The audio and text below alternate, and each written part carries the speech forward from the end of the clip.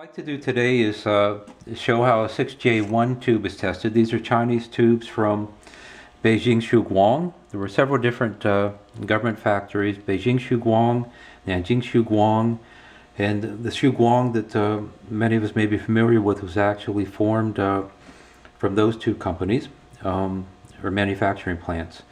At any rate, this is equivalent to the 6AK5 from the US.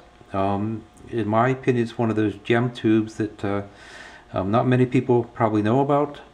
Same as like the 6N13P-T tubes that come out of China, which are equivalent to the US 6AS7Gs. But each country, of course, has their own tubes that are gems, and of course, each country has tubes that aren't worth 2 cents. At any rate, what I'd like to do today is show how this is tested on a Chinese tube tester. This is the GS-5A. These tube testers have been around from the 60s. I think they began production in Russia. Of course, the Russians and Chinese collaborated quite a bit back in those days. They started production in China in around 62, 63. And this particular unit from, as a year date of 72, I've also got units that are from the 80s, the GS-5A. But I consider this a fantastic tube tester, and it's one of the units that's used extensively in Asia. At any rate, let's pull out a tube, and then I'll show a comparison with a US 6AK5 vintage tube in the old stock.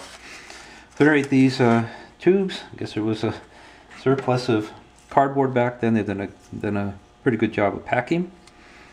All right, and this will have put it in the correct orientation. You can see the 6J1, and this is the Beijing Shuguang factory marking. Again, this is one of the government factories back in the 70s. These particular tubes, I believe, are from the 70s. I'll have to double check that. At any rate, in the GS-5A tester, and I'll very briefly discuss how it's done, and a little bit about this tester. Again, this particular tester is from 72. The first thing is to show the card.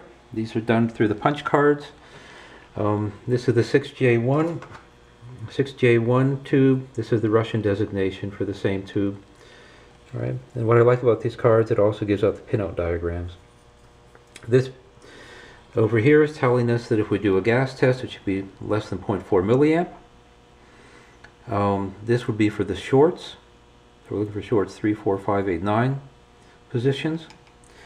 And this chart, as I'll explain in a little bit, is for the current in milliamp. And here we've got the transconductance in milliamp per volt. All right, so we want to get micromoles out of this. We just multiply by 1,000. All right. So let's first do the gas test. Position one we're in right now. We want to go through and look for deflection in the needle here. Hit 3, 4, 5, 8, 9. That's 6. We don't worry about that. That's 8. Let's settle down again. And 9. All right. So no shorts in this tube. Let me turn it back. This is again the position for shorts. This would be for current testing, transconductance, and this designation here would be to test voltage regulator tubes on this machine. So I previously warmed this up, but let's go ahead and check do a line set on it. This is the line set position, and right on the money. All right. So we can go ahead and do a a current test. This is the test button, and we'll read directly on this. My eyesight's not as good as it was decades ago, so let me look at this. And again, I would, going right over this, get a reading of about 7.3, or almost 7.4 for the current in milliamps. Okay? So that's how we would do a current test on this particular machine. Now let's do the transconductance. In this position, you also have to do the calibration on this machine before each of the transconductance tests. So again, we adjust back to the line, but it's this position and this is for the calibration. That's what it's marked over here. All right. You press the same test button, and again we're going to be reading this upper scale here, S, for transconductance, and on this particular tube, reading between 3.5 and higher is considered good.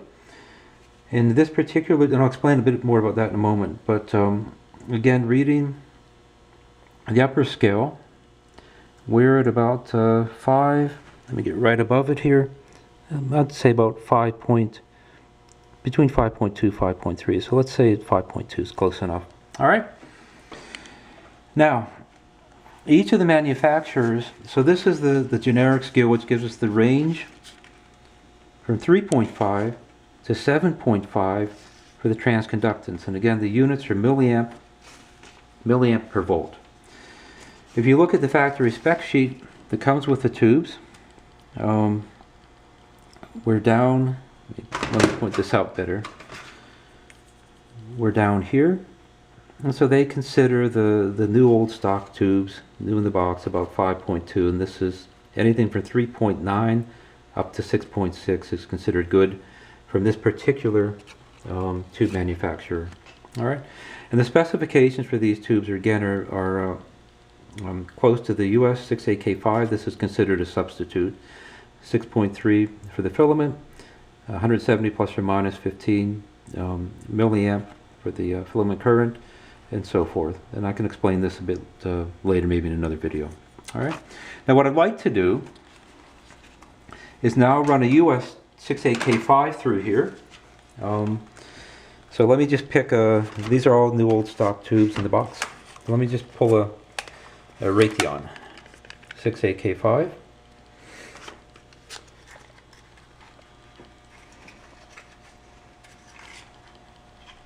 All right, and let me get this substituted in and let it warm up. Let it warm up for maybe 30 seconds.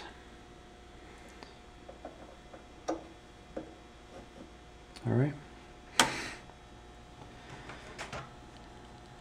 And for the Raytheon, what I'll do is maybe post a separate video where I test over here on a Hickok 750. I'll test the same 6J1 tube, the Chinese tube, and also the same Raytheon tube over on the Hickok 750, but I'll post that separately.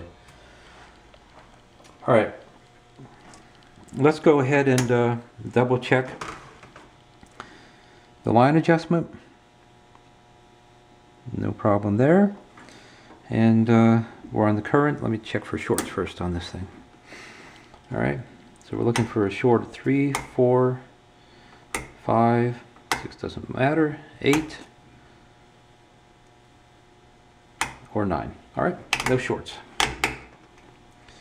All right, let's go ahead and get a current check on this.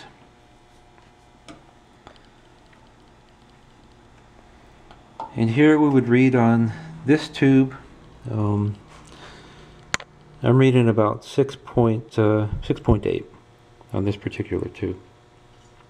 All right, let's do a transconductance test. And let me again check the line on the transconductance. Looks fine. Do the test. And I'm reading about 4.6, between 4.6 and 4.8. Okay, for this US Raytheon 6A-K5 tube. And what I'll do is now post a separate video on the Hickok 750